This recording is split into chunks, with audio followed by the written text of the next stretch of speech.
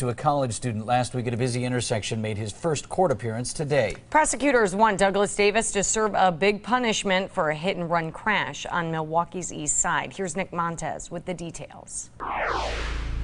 Douglas Davis in court on charges of hit and run. His defense attorney says he is an honorable veteran, but prosecutors say he is a monster. Douglas Davis walks into court handcuffed in a jumpsuit. It's far from the clean-cut Marine image he once had. It seems to be a very strong case for the state. The likelihood of incarceration, even at this point, is great. Prosecutors argue Davis hit Mike Shung with his Volkswagen Jetta, similar to this one last week.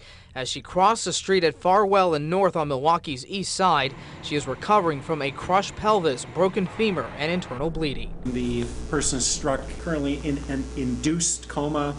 There is a chance that person may die. Shung's family and friends are holding out hope the popular co-ed recovers from her injuries. She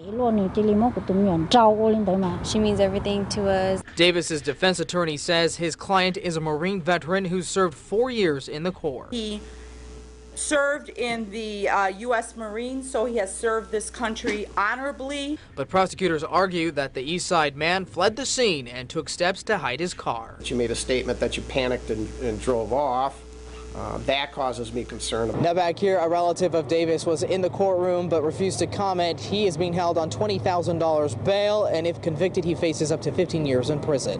On your side in Milwaukee, Nick Montez for today's TMJ4. Nick, thanks so much. A former aide to Scott Walker when he was county executive denies all charges against her. Kelly Reinfleisch is one of 2 ex-Walker aides charged with campaigning for another GOP candidate illegally. She was arraigned this morning. State of Wisconsin versus Kelly Reinfleisch. Kelly Reinfleisch back in court Tuesday morning on charges she illegally campaigned on the taxpayer dime.